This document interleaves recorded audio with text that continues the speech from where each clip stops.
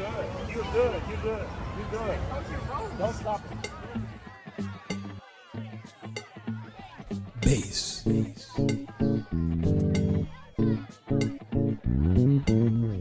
the show that will get you thinking, and where the topics are hot.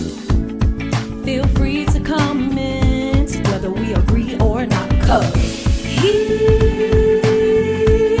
got something to say. Sirwalterj. Sirwalterj. He's got something to say. Sirwalterj. Sirwalterj.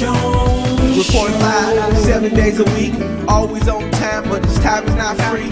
Sirwalterj, always on sleep. Latest trending topics, had you jumping out your seat. He's got something to say. Come on in. The water's fine.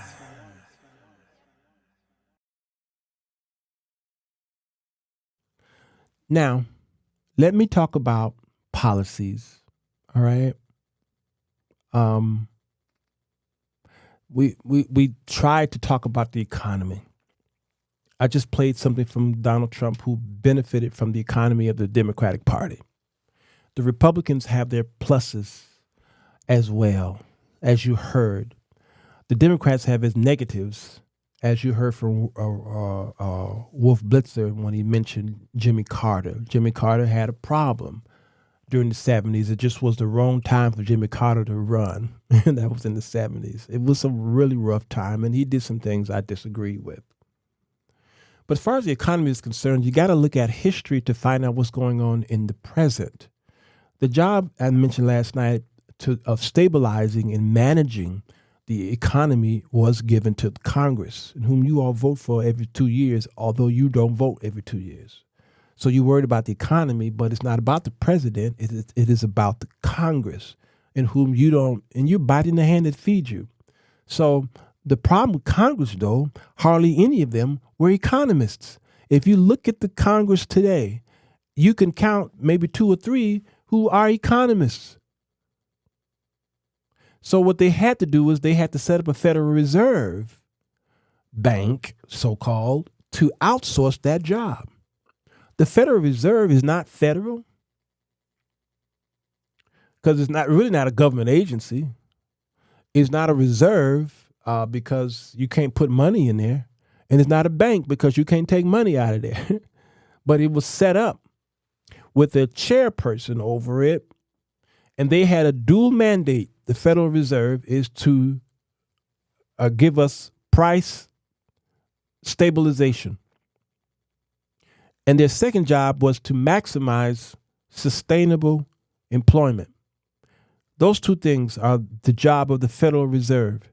And they do that by raising the interest rate and lowering the interest rate, with the hopes that the interest rate would be at 2%.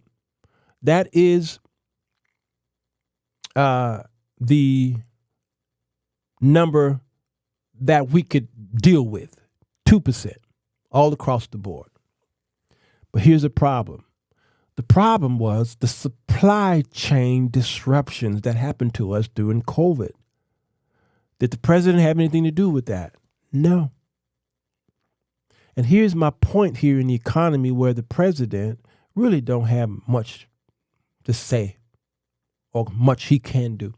The supply chain disruptions cause your refrigerator to run high. And all of this go back to Germany.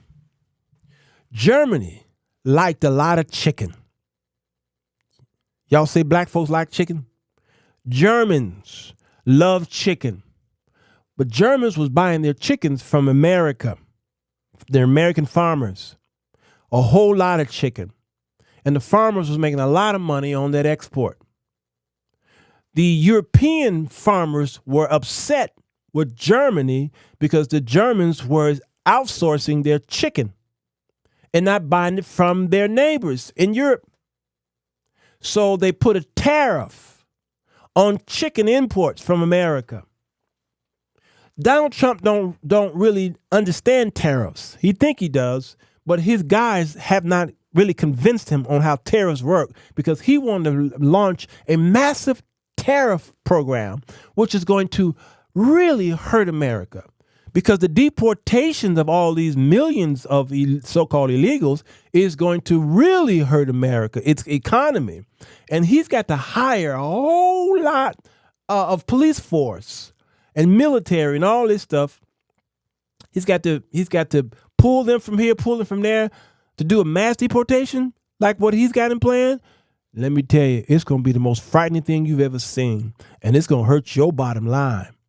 So they put a tariff on the chicken, and tariffs work by the person who put on the tariffs. Trump don't understand. Maybe he don't understand in the full picture of it. If you put a tariff on products coming in, we have to pay the tariff tax. We pay for it, not the other nation. So history teaches us a lesson. It don't repeat itself, but it does rhyme. Germany put tariffs on the chicken to punish America, but it punished Germany. So America got upset with that. And so what they did was we put a tariff on Volkswagen. And this is why when you were coming up, you noticed that you saw less and less of Volkswagen Beetles and Volkswagen period, because the tariff on the Volkswagens caused Americans to stop buying Volkswagens because the tariff worked against us as far as the price is concerned. So we stopped buying Volkswagens and the sales dropped 50%. And this is how tariffs work, and this is how it could be a detriment to us, because he wants to tariff all of China, and everything in your house is made in China. Everything in your house is made in China, which means everything that you buy will go up. So supply chain disruptions hurt us. Then came the Fed, added more money to the system to avoid a recession. Well, that's what they're supposed to do.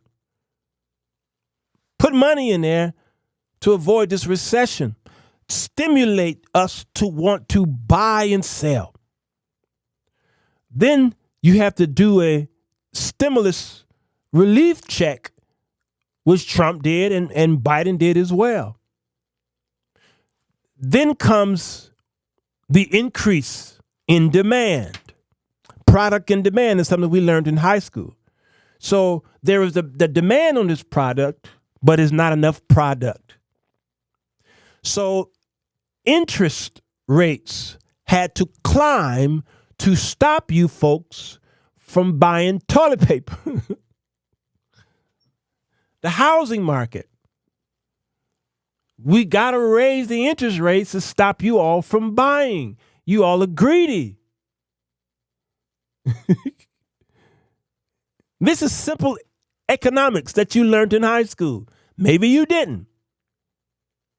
So what can the president do? Mostly nothing. He only has slight influence over all of this. So how much the government tax you opposed to how much they spend is vital. So I was saying yesterday that Hitler launched a great public works plan in Germany once he took power.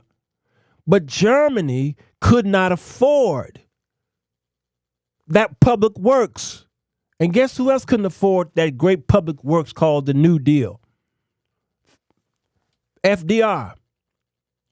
FDR had a New Deal. It was a great public works because we were in a depression. But there was pros and cons to it. People were out of work, so he had to put people in work. But the problem was he put too much resources in the public's work. We could not afford it.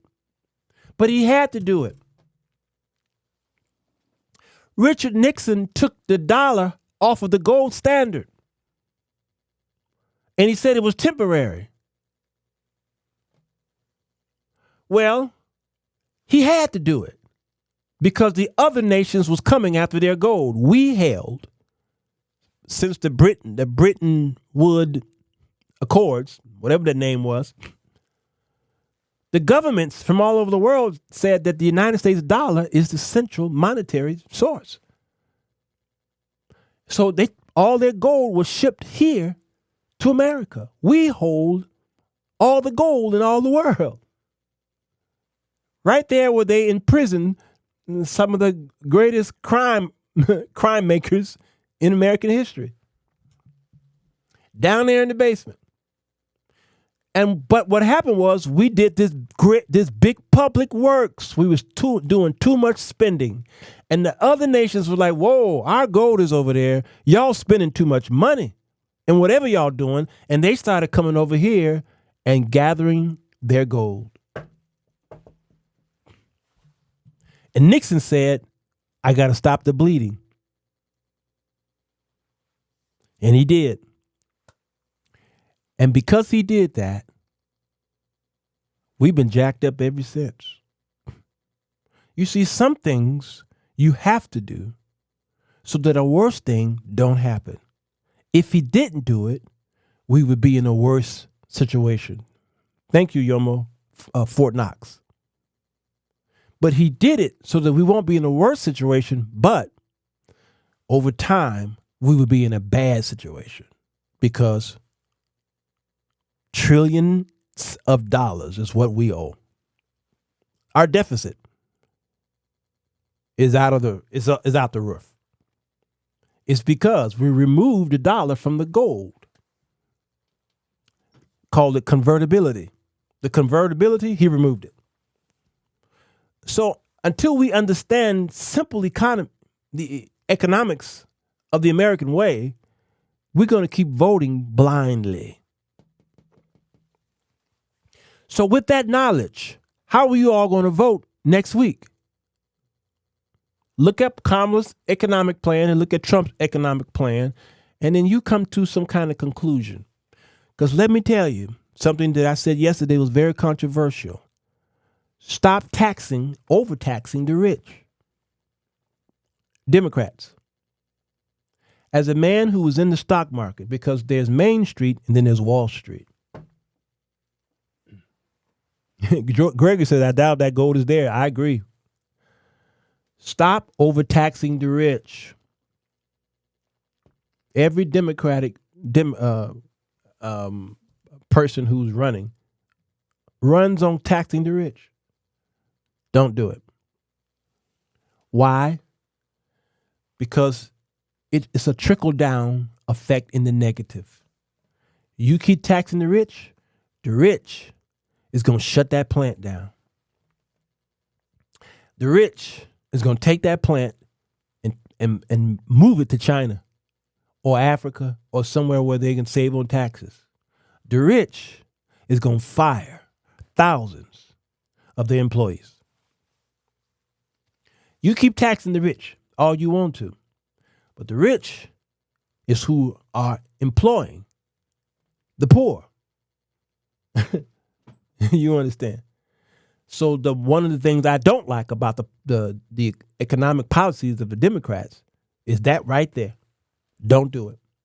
Find another way to get your money. Find another way. Because if y'all ain't crunching the numbers, you're going to be out of a job. You voting, and that vote's going to bite. It's going to bite you. It's going to bite you. If the economy means anything to you, it's going to bite you. And it has happened too many times in history. Whenever you tax the rich pull back and you can't find work. Y'all keep playing with it.